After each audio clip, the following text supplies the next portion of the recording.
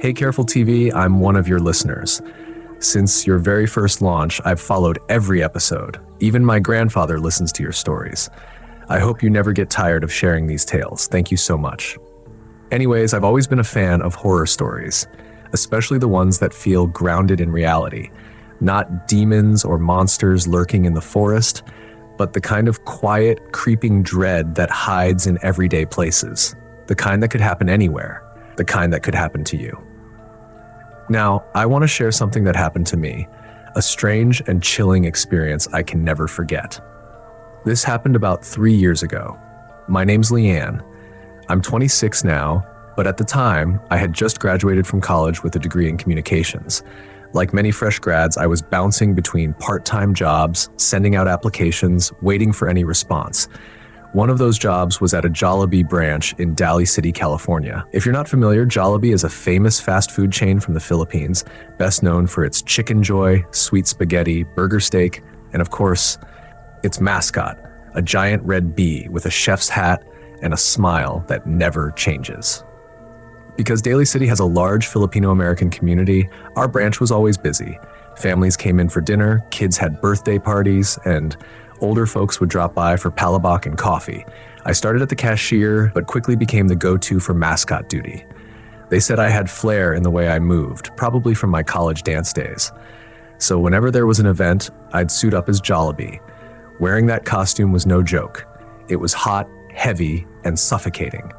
Vision was limited, and after 15 minutes, I'd be drenched in sweat. But kids loved it, and I got an extra $2 an hour, so I didn't mind too much. The story I'm about to tell happened during a normal shift.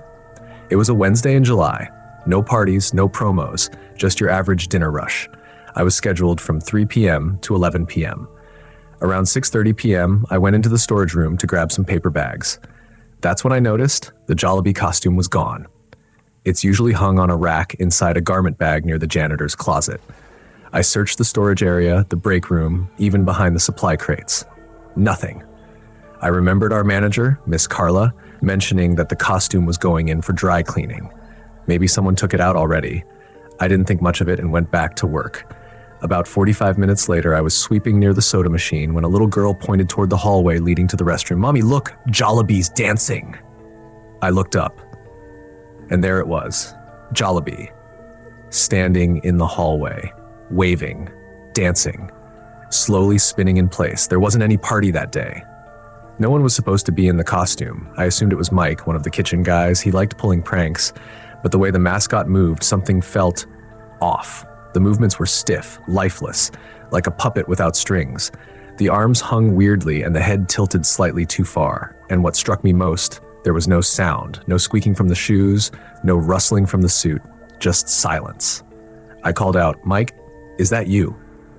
The mascot stopped dancing. Slowly, it turned its head toward me. I knew it was just a costume, but in that moment, I swear, it felt like something inside was looking back. Suddenly, someone tapped my shoulder. I jumped. It was Mike, holding a tray of utensils. "You okay? You look like you've seen a ghost. Weren't you just in the costume?" He shook his head. "Miss Carla sent it out for cleaning this morning, remember?" We both turned toward the hallway. Nothing. The mascot was gone. We hurried to the storage room. As we approached, the hallway lights flickered. Nothing unusual, old wiring, but the air felt heavy, like something unseen had just passed through. And then, we saw it. The costume, lying on the floor, not hung up, not in the garment bag, just sprawled out like someone had climbed out of it and left it there. The mascot's head was turned, facing the dark corner of the room. I whispered, "That wasn't here earlier." Mike didn't say anything. He just walked away. Later that night, I told Miss Carla about it. She just laughed and said, "You're probably just tired. Don't take back-to-back shifts next time." A few days passed. I tried to forget it. But one evening during break, I was sitting with Angelica, one of the longest-serving crew members. She'd been at that branch for over 5 years. I told her what happened. She didn't laugh. She didn't even look surprised. She simply said, "Ah, it happened again." Then she told me about Darren. He was the branch's regular mascot, loved performing, even made TikTok videos in the suit. One day during a birthday party, he suited up like normal.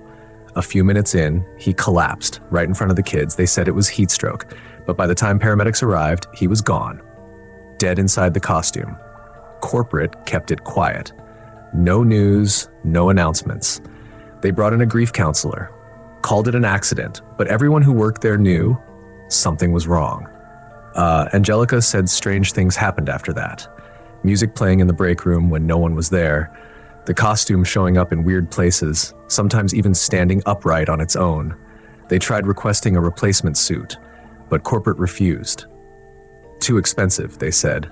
Custom built. So the same suit stayed, and sometimes it moved, even when no one was inside. I stayed 2 more weeks, but I could feel it watching me. The hallway lights always flickered when I passed. The break room microwave kept resetting on its own. One night, I forgot my phone in my locker and went back to get it after closing. The store was dark. Only the emergency lights were on. That's when I heard footsteps, slow, heavy, foam-covered shoes. Then, a melody. It was the Jollibee theme song, but wrong, off tune, like someone trying to hum it without really knowing how it went. I grabbed my phone and ran. I never came back. I keep telling myself it was stress, fatigue, imagination, but I still dream about that hallway, that dance, and the feeling that whatever was in that suit, it remembers me. So if you ever find yourself in Daly City and you pass by a Jollibee still lit past midnight, don't look too closely inside. And whatever you do, don't follow the music, because that mascot, it doesn't need anyone inside anymore. It dances on its own. This isn't something I ever planned to share, but it's been sitting heavy with me ever since it happened. It's not some over-the-top, made-up creepypasta. This is real, at least as real as my memory and emotions can recall it. I'm sharing this because it changed how I see the world. And maybe, just maybe, someone out there needs to hear it too. My name is Marissa, and I live in Tucson, Arizona. I'm a single mom. I work as a cashier at a gas station off Speedway Boulevard. It's not glamorous, but it pays the bills, barely. Every dollar I make goes toward rent, groceries, gas, and, of course, my daughter, Callie. Callie turned 7 last February. She's my world. Ever since her dad left when she was 2, packed up and moved to California without even saying goodbye, it's just been the 2 of us. I've had to play the role of both parents, and it's exhausting, but I do it again and again without hesitation. Callie loves Jollibee. If you've never been, it's a Filipino fast food chain, but there's something about their food, especially the Chicken Joy and Jolly Spaghetti, that just hits different. We don't eat out often, but when we do, Jollibee is our special place. There's one not far from our apartment, off Grant Road, next to a gas station and an old laundromat with flickering neon signs. A little rundown, but the inside of the Jollibee is always spotless and bright, with music playing softly and the smell of fried chicken in the air. I'd been putting aside a little from each paycheck for Callie's birthday, skipped a few dinners, said no to new shoes even though mine had holes. Eventually, I saved up just under $30, enough for a good meal, dessert, and maybe a small toy. That was all I could give her this year, but for us, it felt like a feast. Her birthday fell on a Tuesday. I got off work early, picked her up from school, and drove straight to Jollibee. She lit up the moment we pulled into the parking lot. She pointed at the big Jollibee statue out front, laughing and asking if that was the real mascot. She posed with it, hugged it, asked for pictures, and I took them all. I'll never forget that smile. We went inside, and it wasn't too busy. Just a couple of families and some students in the corner booth.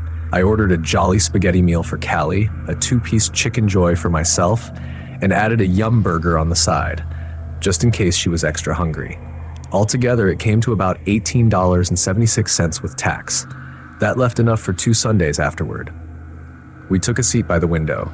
Callie was already going to town on her spaghetti, humming happily between bites. I took my time, watching her. Sometimes it's the little moments that remind you why you work so hard. That's when I saw her. Outside the window, near the bike rack, a girl stood alone. She looked to be about Callie's age, maybe a bit skinnier. Her clothes were ragged, faded, ripped jeans and a hoodie that looked 2 sizes too big. Her shoes were beaten up, soles flapping with every step. But what stood out to me the most were her eyes, wide, unblinking, fixed on our table. She wasn't scowling, wasn't angry, just watching. Silent, hungry. I looked down at my tray. I'd barely touched my Yum Burger, only taken 2 bites. My stomach turned a little. I knew that look. I'd had that look before, growing up. I leaned down and whispered to Callie, "Hey, sweetheart, don't move, okay? I'll be right back." Her cheeks were full of spaghetti. She nodded, mid-chew. I picked up the burger and walked outside. The girl hadn't moved. When I got closer, she looked even thinner, her face hollow, eyes sunken but alert. I smiled gently and offered the burger to her. "Here," I said. "It's my daughter's birthday. Thought maybe you'd want to celebrate with us in your own way." She took it slowly, cautiously, like she wasn't sure it was real. Her fingers were ice cold when they brushed mine. I tried to ask her name, but she didn't say anything, just nodded and looked down at the burger. "All right," I said. "Eat up, sweetheart. Be safe, okay?" She looked up at me with the smallest smile I'd ever seen. Then she turned and began walking away, toward the street. I walked back inside. Callie was licking her fork, eyes focused on her plate. She looked up and asked, "Mom, who was that for?" I pointed out the window.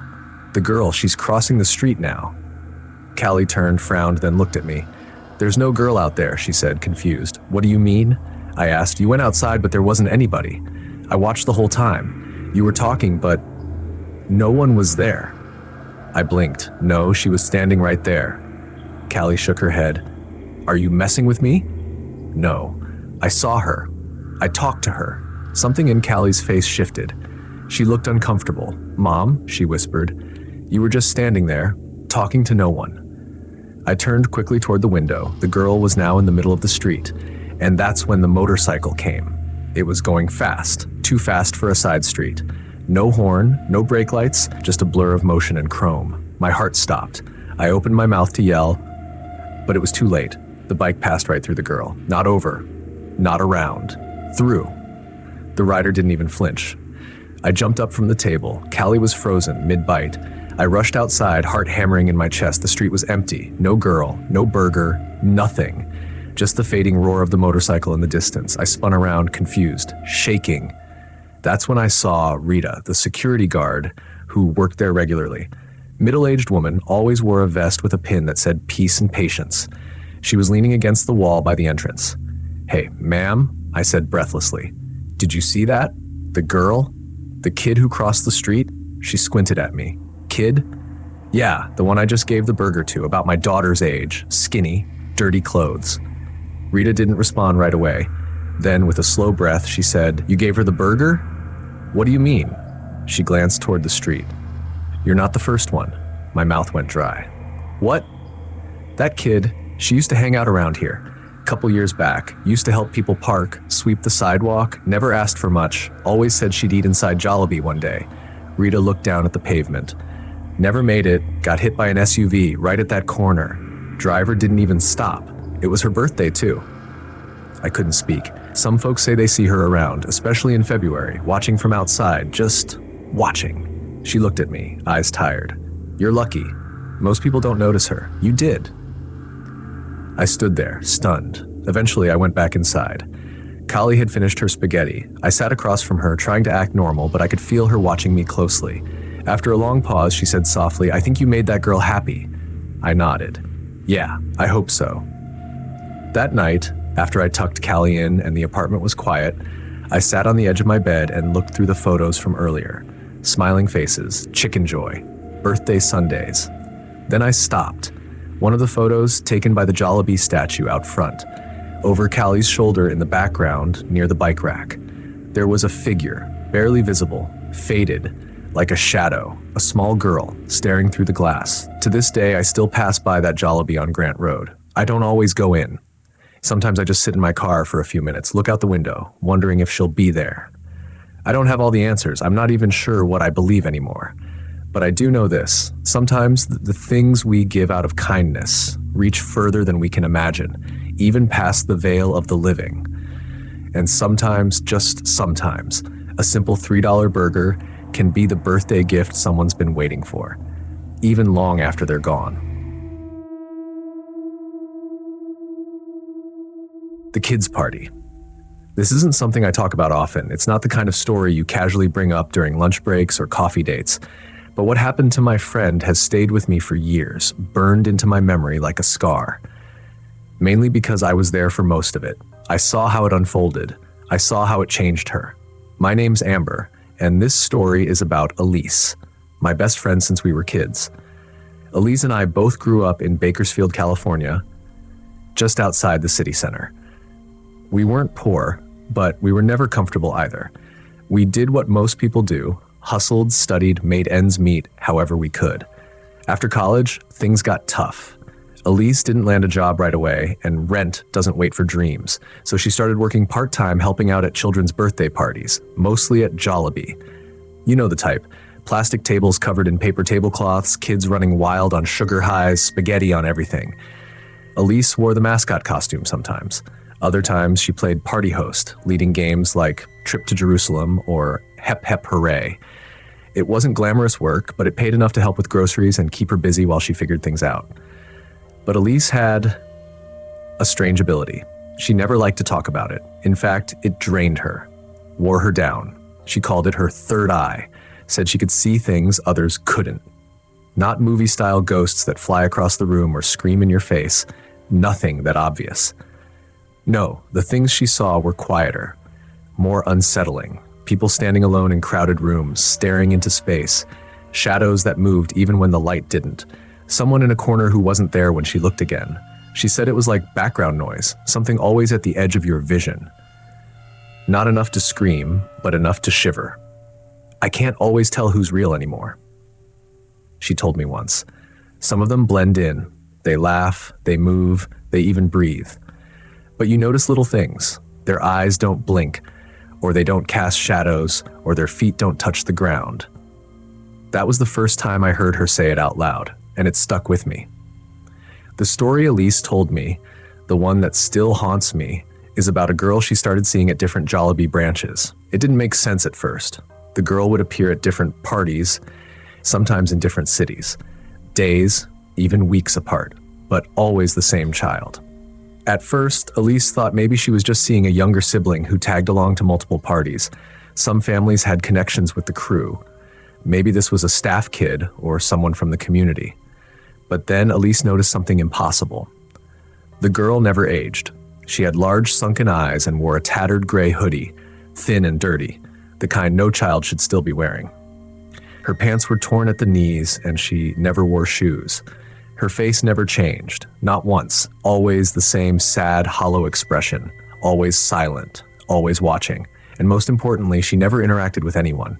She didn't sit at the tables, didn't eat, didn't play. She just stood by, sometimes near the soda machine, sometimes beside the mascot's changing room, but never closer than a few steps from the crowd. The first time Elise noticed her, she assumed the girl had slipped in unnoticed. Maybe she was lost. So Elise approached her gently and asked, "Hi, sweetie. Are you with someone? Did you lose your mommy?" But the moment she stepped within arm's reach, Elise froze. The girl's feet were not touching the floor. Not by much, maybe just an inch or two, but clearly, unmistakably, she hovered. Her heels didn't touch. Her shadow was wrong. And worst of all, she didn't respond. Just stared through Elise like she wasn't there. That was the moment Elise knew. This wasn't a living child. The second time was at another party in a different city. Elise was helping decorate the tables when she felt someone watching her. She turned, and there she was again, hoodie girl. Same expression, same clothes, still floating ever so slightly. Elise said they locked eyes. And in that moment, the air around her turned cold. Not freezing, but enough to feel it in her bones. The girl's stare wasn't violent. It was worse. It was deeply sad. Resentful, but not out of anger. It was the look of someone who'd been left behind. Someone who'd waited too long and knew no one was coming. The third time, that's when things changed. This time, the girl was more animated. She moved around a little, clapped during the games, smiled when the Jollibee mascot came out dancing. At first glance, you might think she was just another child having fun. But Elise saw it. The girl never touched anything. She pretended to dance, but her feet still hovered. She never bumped into anyone. And most disturbingly, she only smiled when she saw other kids being fed by their parents. When a mom gave her child a spoonful of spaghetti or a dad wiped sauce from their toddler's chin, that's when the girl would light up. Only then. It was like she was watching a memory she desperately missed. Like the joy wasn't hers, it belonged to someone else, and she was borrowing it just for a second. The fourth time, Elise decided to try something new. She brought an extra meal. She didn't tell anyone, just quietly packed a tray with burger steak, spaghetti, fries, and a cup of pineapple juice. She placed it on an empty table near the edge of the party room. And then she waited. The girl slowly walked toward the table, sat down, and for the first time, she smiled at Elise. Not a mimicry, not a hollow grin, a real smile. Elise told me that smile was the most human thing she'd seen from her. It wasn't scary, it was heartbreaking. It was the look of someone finally acknowledged, finally seen. Then, in a voice so soft Elise barely caught it, the girl spoke, "I died because I got sick. I was hungry a long time." And just like that, she vanished. Elise didn't see her for months after that. She thought maybe the spirit had found peace, that maybe the small act of kindness was enough to send her away. But then came the fifth and final time. It was another party, different branch again, same bright balloons, same kids screaming over spaghetti and ice cream. Elise was handing out party hats when she felt that familiar chill. She looked up, and there she was, the girl in the gray hoodie, standing quietly by the soda machine. She didn't smile, didn't eat, she just looked at Elise and waved. Then she turned and disappeared behind a wall and was gone for good. That was the last time Elise ever saw her. For a while, Elise joked about it, said she wanted to crash random Jollibee parties to see if the girl would come back. I told her, "Girl, you keep showing up to kids' parties alone, you're gonna get arrested." She laughed, but it was that kind of laugh that hides something deeper. I think she missed the girl. I think she felt a strange responsibility for her, like she had become her voice. And here's where it gets darker. There's something I never told Elise. Back when we were kids, way before any of this, I remember a street girl who used to hang out around our neighborhood. She was tiny, maybe 6, maybe 7, always wore this oversized hoodie that drooped over her hands. She never begged loudly, never caused trouble. She just hung around places where people were eating. Her dream, and she said it out loud more than once, was simple. "All I want," she'd whisper to no one in particular, "is to eat chicken joy and spaghetti. Just once." We'd see her at the windows of Jollibee, pressing her face against the glass, watching the kids inside laugh and eat and sing, and then one day she disappeared. No one knew where she went. Some said a relative took her in, others thought she wandered off or got lost in the streets, but in my heart I always feared the worst. Elise was closer to her than I was. They used to talk. The girl once stood up for Elise when some boys bullied her near the bus stop. She wasn't just a random kid, she was a friend. I never connected the dots, not until Elise told me about the ghost girl, about the hoodie, the look, the sadness, the hunger. And I never told Elise what I suspected, maybe because I didn't want it to be real. But deep down, I think the girl who died hungry, who longed for a single bite of spaghetti, never really left. I think her spirit lingered, drawn to the only place she ever dreamed of being part of. Maybe she wasn't haunting those parties. Maybe she just wanted to belong. So if you ever find yourself at a Jollibee kids party and you catch a glimpse of a girl sitting quietly in the corner, one who doesn't smile, doesn't eat, doesn't speak, don't be afraid. But whatever you do, don't ignore her. And maybe, just maybe, leave a little food.